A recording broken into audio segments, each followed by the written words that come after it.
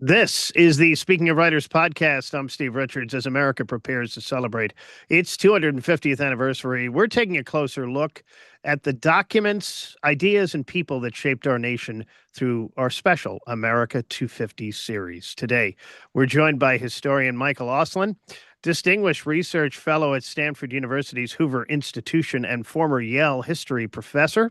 His remarkable new book, National Treasure: How the Declaration of Independence Made America, traces the extraordinary journey of one of history's most influential documents, from Thomas Jefferson's draft in a Philadelphia boarding house to its role as an enduring symbol of liberty for generations of Americans. I'm happy to have Michael Auslin join me here on the Speaking of Writers podcast. Welcome. Thank you, Steve. I'm glad to be here. It's great to have you. So, what first inspired you to tell the story of the Declaration itself rather than simply another history of the American Revolution? Well, the simple truth, man, I wish I had a better story, but the simple truth is, I wanted to read a book on the Declaration, and there wasn't one, at least not one that I wanted to read. And so I was at the National Archives about 2 years ago for a totally different purpose. And I hadn't gone and seen the Declaration for years, even though I live in Washington. And I'm there and I'm looking at it and I'm thinking, I don't know anything about this. And I start talking to people, hearing some stories, including from the archivist. And honestly, I went to the gift shop. I looked for a book. They said they didn't have one. And then that's when the light bulb sort of went off with the idea that this would be a great story, meaning not just 1776 or maybe 1861. A lot of people talk about Lincoln in the Declaration, but really the Declaration through all of American history. It's because I didn't know it. And then I also realized at the same time, man, we're about 2 years out from the semi-quincentennial. And A, if I'm going to do it, I got to do it now. And B, I looked around and just we didn't find that too many people were doing anything like it. There's other books that have come out on the Declaration, but again, most of them focused on either the document itself, I mean, the thought of the document, or 1776, but nothing that said that, well, what did this mean through all of our history up to today, 21st century? So that's what I did. Your subtitle is How the Declaration of Independence Made America. What do you believe that document accomplished beyond just declaring independence from Great Britain? Well, I think that's the irony is that at the time that they had no real other expectations for it. And it did its job. And then we had to go on to the important stuff like winning the war, making alliances, figuring out how we were going to govern ourselves. And so for decades, it actually was forgotten. But in the early 19th century, particularly after the War of 1812, it reemerges into our consciousness in a way that it really hadn't since those first few weeks in the summer of 1776. And ever since then, I would argue it has been the single most important document in American history in terms of defining us and us defining ourselves by it. And so, whatever moment you look at that I could find, whether it was a constitutional struggle or it was a legal issue or it was economic issues or social issues, it didn't matter what you looked at behind what we were arguing about, behind whatever was animating us on all sides at the time, was the spirit of the Declaration. And I really didn't realize that. Like many Americans, I thought it was an incredible document signed by incredible men, but it did its one job. And then when you start looking and you see that repeatedly through our history, overwhelmingly, everyone from presidents to pastors to laborers to academics to whoever you name it is appealing to this document, and then we begin celebrating it, and it becomes part of our cultural inheritance as well. As I talk about these three declarations, preserving the relic that exists today in the National Archives, the development of the symbol, the great symbol of the American creed or ethos, but then also this fascinating cultural document, cultural object. And you see behind me, three different, modern day printings of the Declaration. And we do that through our history to make it sort of part of the furniture of everyday life. And so all of that to me gave this document an incredible human type history. And that's really what I wound up writing. Michael, take us back to that Philadelphia boarding house where Jefferson wrote, Those very famous words. What struck you most while researching those remarkable few days?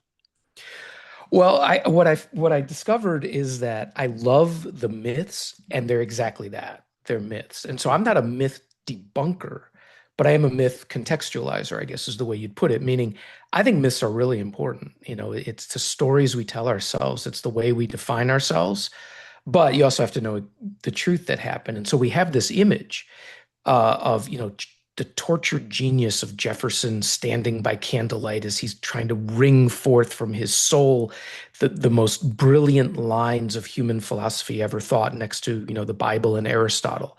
And we've portrayed that in paintings and prints, and of course musicals and stories and the like. And the truth is, Jefferson is an incredibly busy man, like everyone else at the Continental Congress. He's on at least four other committees in June of 1776 when he's tasked to write the Declaration. He doesn't even want to write a declaration. He wants to be home in Virginia writing a constitution for the state of Virginia. He doesn't want to be in Philadelphia. And so he gets this pen because Ben Franklin, who was on the committee, wasn't going to do it. John Adams says, "Well, everyone hates me, and you write better. You should do it." The other two weren't even interested. So again, we have this image that Jefferson is this moment of genius waiting to happen, when in reality, they thrust the pen on him. He's a young guy. He's relatively unknown, and he writes it off really quickly. Sends it to the committee. They make some edits. We're not 100% sure who made what and exactly how much was changed, but then we know it goes to Congress, where Congress really rips into it, gets rid of about a quarter of it. Jefferson hates this, really feels wounded by it. There's these stories of Franklin trying to comfort him. And then it goes out into the world. And when this document that calls into being the American people and a new nation, that Jefferson ultimately will think is so important, he wants it carved on his tombstone on that July 4th, 1776. What does Jefferson do? He goes off and he goes to a store to buy gloves to send home to Monticello. I mean, the story is so human and so real, and yet the undeniable greatness of this document over time um, creates this entire alternative history for us. And so I think putting them together is what struck me the most, to try to understand our encounter with the Declaration through myth, through story, but then also through the facts. You write about the Declaration surviving wars, fires, neglect, and even fading ink. Were there moments when America nearly lost this priceless document forever? Absolutely. I mean, the miracle is that it exists today. Hmm.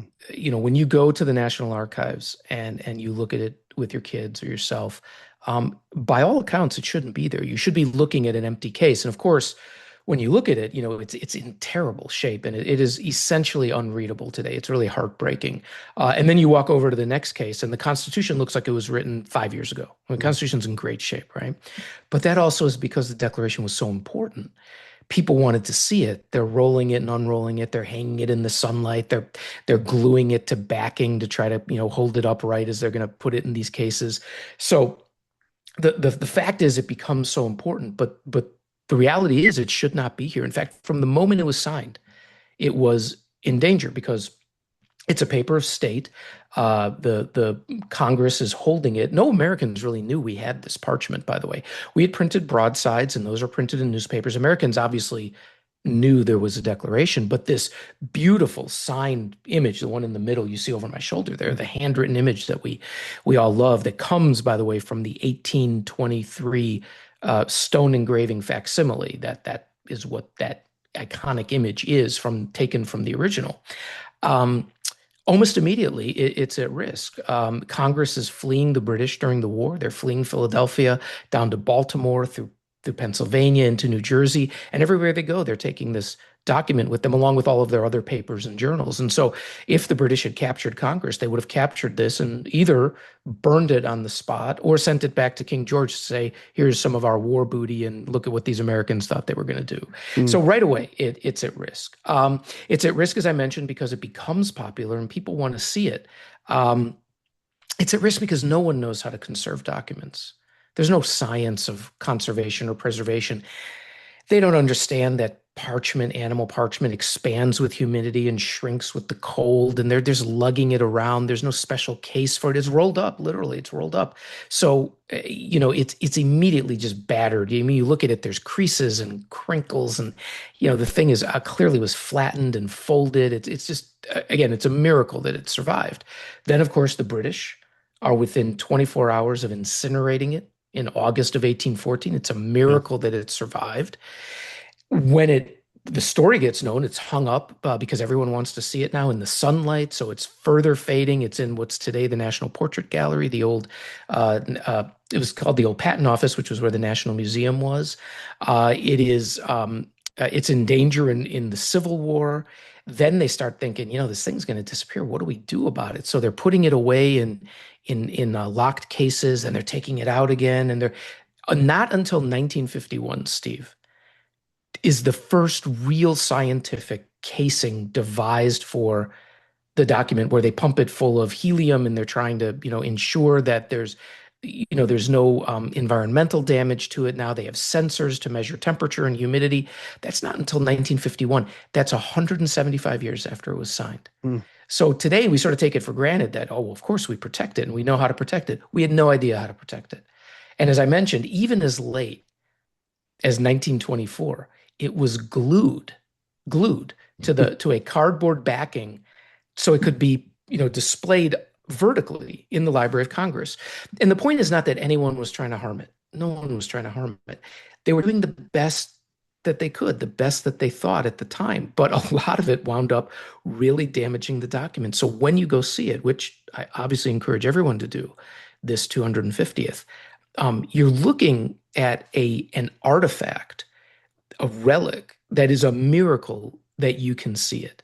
And now we can have some assurance that it's going to last another 250 years. But man, it was a close run thing. Yes. I want to go back to the Civil War for a moment. Both Abraham Lincoln and Jefferson Davis claimed the Declaration supported their causes. How could one document, Michael, inspire two completely opposing visions of America? Yeah, absolutely. I mean, it's one of the most powerful and important moments in the document's history, the Declarations, and our history, of course, obviously our greatest catastrophe and tragedy, the lead up to and the Civil War.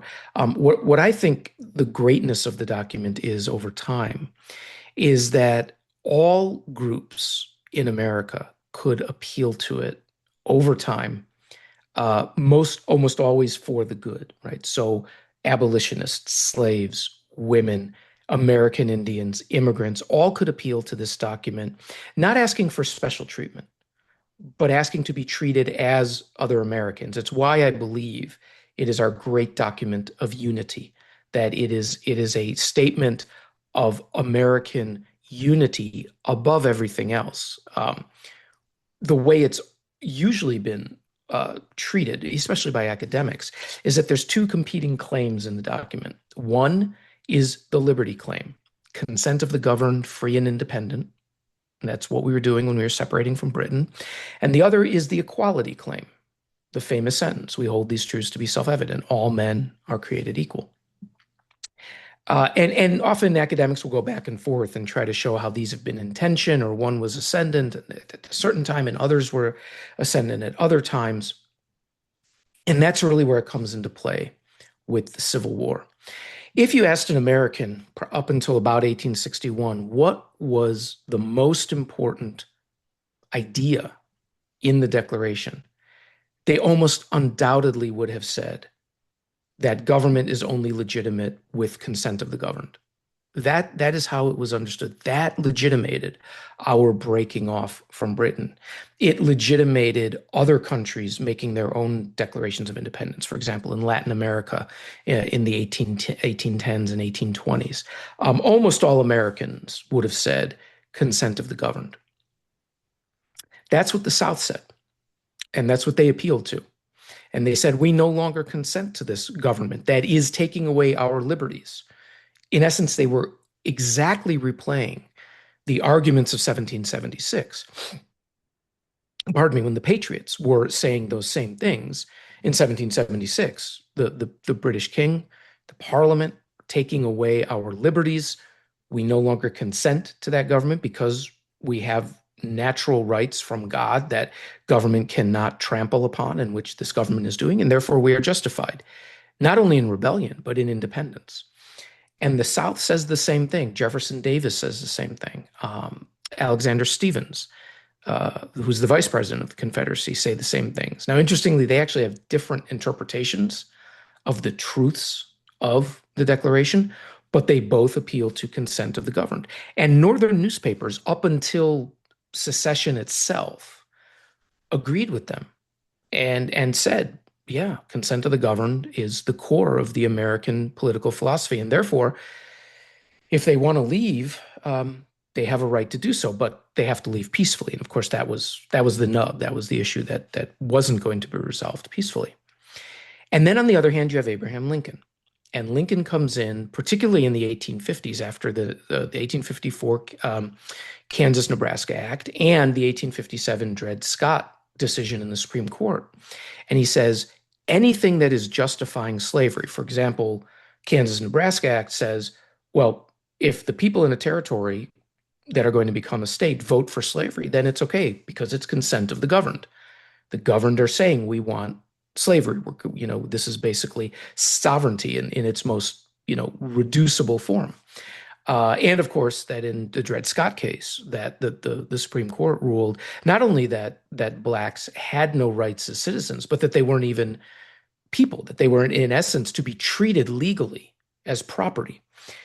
To Lincoln, these are the most abhorrent mutilations and deformation of the Declaration. And so he is bringing forth this interpretation that, of course, abolitionists had been making, both black and white abolitionists have been making for decades, but is bringing it into the political mainstream at a level it had never really been, never been inserted at, to make the equality claim the primary understanding of the document. Now, for Lincoln, of course, the equality claim, I believe as it was for Jefferson, is critical to liberty. Lincoln's whole point is about liberty, but it's the equality claim that will bring us there, because if one is unfree, then in a way, all are unfree. If one is unequal, all are unequal. And so he's actually giving this radical reading to the Declaration that, of course, the abolitionists love. People like Charles Sumner loves. This is what they have been waiting for. But it's certainly not agreed to by everyone, even in the North, let alone the South. And it is legitimated through the terrible trial of the Civil War, the crucible that this country has to go through to maintain union, maintain unity, to get rid of the sin of slavery. But at the same time, in doing so, Lincoln almost completely negates the understanding of the Declaration that had held until that time, which is that its central core was consent of the governed. And his whole argument is it's not consent of the governed, because if the governed want to leave the Union, they can't. And if the governed are saying that slavery is okay, we're consenting to that, it's wrong. So this was the fundamental moment.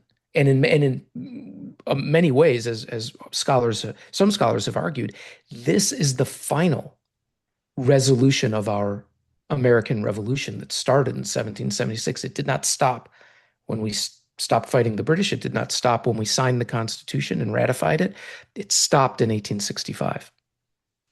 And then, of course, in his short Gettysburg Address, he rebrands the Declaration as well.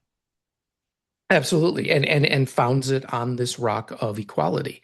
But he had been, and we rightfully focus on the Gettysburg Address, and yet Lincoln had made multiple speeches in which he is working out these issues, or less than working them out. He's decided them. He is working through the rhetoric of how this is being presented to the American people. And of course, initially for him, initially in response to these decisions and laws that I mentioned, but then in running for president, but then as president of a, unfortunately, tragically divided country, he is working through these things. And the apotheosis of that, really does come with the Gettysburg address. And ever since then, that is how Americans have understood the document. We have in essence privileged the equality claim above all um, since the Civil War. But of course, if the North had lost the Civil War, we don't know exactly what would have happened. But there's a very good, counterfactual that we would have had two interpretations of the Declaration for two different countries. How that ultimately would have played out, we don't know. But some of what we now interpret as the correct understanding or the inevitable understanding was inevitable only in hindsight because of the contingent nature of this struggle. Look at the first 3 years. The North was not winning the war until Gettysburg, at least 1863, and even in 1864, the Confederates are able to invade Maryland. So, we look back with the certainty that at the time was anything but. As a historian, Michael, did researching the physical journey of the Declaration change how you viewed its symbolic importance?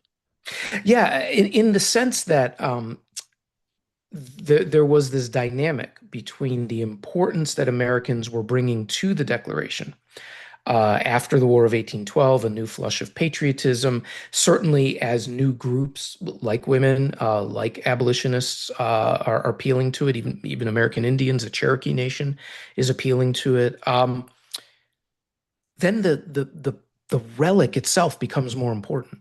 People are enthused to now see, of course, because now they know it exists, this time machine that brings them back to that moment of the founding and particularly the signatures. American, we take it for granted today, but they had never seen the signatures. So when they first saw the signatures, it utterly fascinated them. This is John Hancock. Why is it so big? Here's Thomas Jefferson. Here's Ben Franklin, right? And so this kicks off this fascination with the history of the document, with the lives of the signers, that until really the 18 teens, and of course they're all dying off too, which is another spur to this. People hadn't really thought about them, and all of a sudden there's books and there's portraits and there's endless reproductions of the Declaration, and all of that is bringing it closer to Americans as that cultural object, and at the same time making them very concerned for the safety of the relic of the signed parchment, which is why as early as 1820, Secretary of State John Quincy Adams authorizes the facsimile that I mentioned before, the stone facsimile, because the document's already fading, and it has become so important. And in fact, in 1821, which is in the middle of the process of engraving, takes 3 years because they have to do it so stone takes such a long time to do it.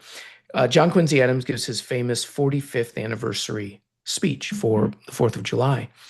And it's that speech where he says, "We go not abroad in search of monsters to destroy." A very famous speech about the limits of American power abroad. But the part that people don't pay attention to is that he also then, for the first time, talks about the Declaration as the true foundation of our constitutional order. And until then, people really did not think of it in those terms, or certainly it hadn't been expressed at such an exalted level in those terms. If you look at the Federalist debates over the Constitution, they never mentioned the Declaration. But by 1821, John Quincy Adams is now bringing it to that next level, which again makes people fascinated with the physical parchment. And he has ordered this parchment to be, in essence, photographed. It's the best they could do. Get a perfect image of it and print those images so that all Americans can see with their own eyes the very words that were signed, right? That this is what the founding fathers looked at, the signers looked at with their own eyes, and then signed the document. And then it's this race against the hand of time. How do you preserve it? And luckily they were very, very conservative over time. In fact, by the 1880s, the document has degraded so much that a whole bunch of blue ribbon commissions and committees are set up. And they get all these crazy suggestions. Like one guy says, "Well, I'm a great calligrapher. Let me trace over the entire document," which then what would it have been? It wouldn't have been the real Declaration, right? Another guy says, "I have this solution of acid we can pour over the document and it'll bring out the ink, all these things like would have destroyed it. And Yeah. luckily, they were very conservative, again, without really knowing what to do. But they're conservative enough that they want to do their best to preserve it. And at each stage, the myth of the Declaration is growing. It grows dramatically after Abraham Lincoln and after Gettysburg, but it grows after 1876 when the actual original parchment is brought to Philadelphia for the Centennial Exposition, viewed by millions, and then read, the actual one read on July 4th, just as John Quincy Adams had read it, the original one in 1821. All of these things are working together so that the symbolism is hand in hand with the reverence for the relic, and then sort of supercharged by this commerce, this marriage of civics and commerce, where you can buy your own copies of the Declaration, as we still can, as I have on the wall. I just bought these, last year. Americans want to hold it and have it, and so again, I just see it all working together. He's Michael Auslin. The book is National Treasure: How the Declaration of Independence Made America. It's engaging, beautifully researched journey through one of the world's most important documents, of course, and its extraordinary influence over the last 250 years. It's essential reading as we commemorate America's 250th birthday. Michael, thank you so much for joining me. Thanks so much for having me, Steve. And this is part of the Speaking of Writers Continuing America 250 series. You can listen to every episode on Spotify, Apple, YouTube, and wherever you get your podcasts. I'm Steve Richards. Thank you for watching and for listening. I will talk to you again next time.